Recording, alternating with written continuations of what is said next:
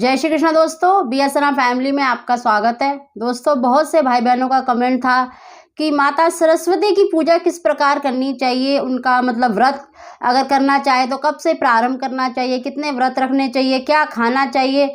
तो आज मैं आपको सरस्वती माता की पूजन विधि और उद्यापन विधि बता रही हूँ। दोस्तों, नेक्स्ट वीडियो में अवश्य मतलब सरस्वती माता की व्रत कथा भी अवश्य डालूंगी। दोस्तों, आज मैं आपको सरस्वती माता का पूजन आप साधारण रूप में घर में किस प्रकार कर सकते हैं उसकी संपूर्ण जानकारी दे रही हूँ, और किस मंत्र का आपको जाप करना चाहिए जिससे कि सरस्वती माता की कृपा आप पर अधिक हो। दोस्तों, उसे जानने से पहले जो पहली बार मेरी वीडियो को देख रहे हैं या सुन रहे हैं, प्लीज़ मेरे चैनल को सब्सक्राइब अवश्य कर लें ताकि मेरी आने वाली सभी वीडियो का नोटिफिकेशन सबसे पहले आप तक पहुंच सके। दोस्तों, सबसे पहले सरस्वती माता का पूजन किस प्रकार करना चाहिए और इसका व्रत कब से शुरू करना चाहिए और किस दिन रखा जाता है। देखिए, सरस्वती माता का जो व्रत है वो गुरुवार और रविवार के दिन किया जाता है। वैसे तो ज़्यादातर रविवार के दिन ही रखा जाता है, मतलब उस दिन उनकी पूजा भी की जाती है और व्रत रविवार के दिन ही किया जाता है। आप गुरुवार और रविवार दोनों दिन किसी भी दिन कर सकते हैं। दोस्तों, कोई भी व्रत शुक्ल पक्ष से शुरू करना चाहिए, चांदनी रात से मतलब शुरू करना चाहिए। और सरस्वती माता का जो व्रत है आप माघ के महीने या बसंत पंचमी के दिन देखिए सरस्वती माता की पूजा होती है, तो आप उस दिन से भी प्रारंभ कर सकते हैं।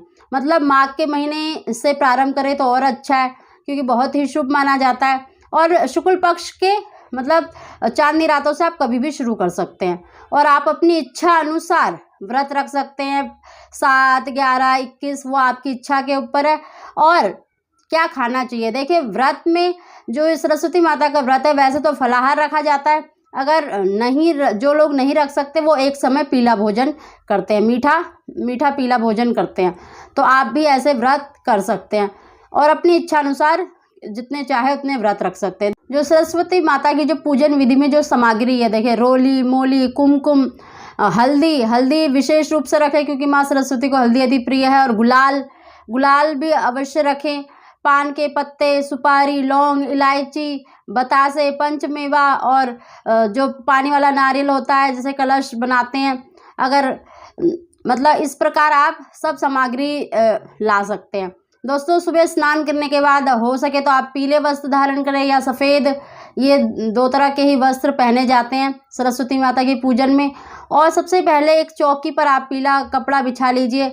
अगर आपके पास धातु की मूर्ति है तो पंचामृत से मतलब सरस्वती माता की जो मूर्ति है उसे स्नान कराइए। अगर फोटो है तो आप उसे पंचामृत के छींटे मार सकते हैं। उसके बाद गंगा जल से आप मतलब छींटे मारें। दोस्तों, सरस्वती माता की जो पूजा में आप एक मोरपंख अवश्य रखें क्योंकि सरस्वती माता को मोरपंख अति प्रिय है, तो आप एक मोरपंख भी अवश्य रखें। दोस्तों, आपको सामग्री की पूरी लिस्ट आपको मतलब डिस्क्रिप्शन में मिल जाएगी। दोस्तों, इस प्रकार आप चौकी पर सरस्वती माता की मतलब फोटो रखकर आप उनको पीली चुन्नी उड़ाएं और रोली, कुमकुम से, हल्दी से देखिए उनके पैरों पर भी तिलक करें और उनके माथे पर भी अवश्य तिलक करें। और जो सारी सामग्री है, पान के पत्ते, लौंग, इलायची, ये सब चीज़ें अर्पित करें। और जो मोर पंख है, आप मुकुट हो तो आप मुकुट पे मतलब उनके लगा दें, नहीं तो उनके चरणों में मोर पंख को अवश्य अर्पित करें। और एक शुद्ध घी का दीपक अवश्य जलाएं।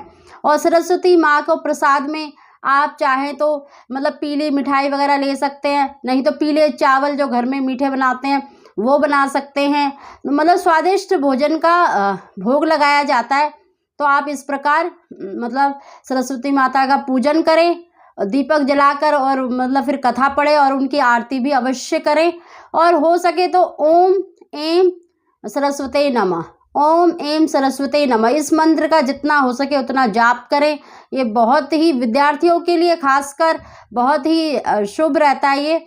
और सरस्वती माता की पूजा में देखिए वो विद्या की देवी हैं, तो इसलिए आप अगर आपके घर में ग्रंथ वगैरह रखे हैं तो उनको भी अवश्य रखें, नहीं तो एक कॉपी और एक पेन अवश्य रखें।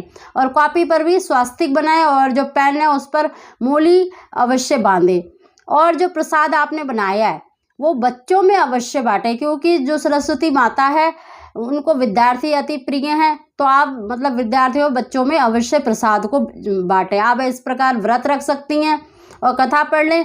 देखिए इसी प्रकार जितने भी आपने व्रत के संकल्प करें, चाहे 5, 7, 11 जितने भी करें, तो पूरे करने के बाद जैसे आपने 11 कर लिए तो 12वें में आप मतलब उसका उद्यापन कर सकती हैं। इसी प्रकार सरस्वती माता का मतलब पूजन कर ले आप।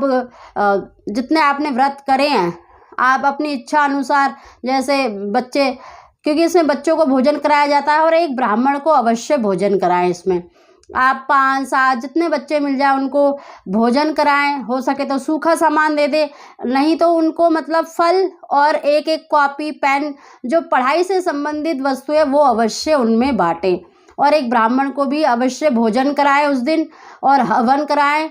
जिस प्रकार अगर आप कर सकते हैं, नहीं तो जो ये मंत्र मैंने बताया ओम ऐं सरस्वती नमः, इसी मंत्र से आप मतलब हवन भी घर में साधारण रूप से कर सकते हैं। नहीं तो आप ब्राह्मण के द्वारा भी हवन करवा सकते हैं।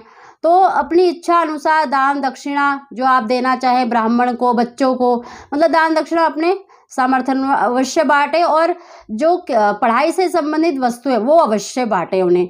आप चाहे तो पीले फल, पीली मिठाई कुछ भी बच्चों को बांट सकते हैं, लेकिन कॉपी पेन से जो मतलब पढ़ाई से संबंधित जो वस्तु है वो अवश्य बांटें।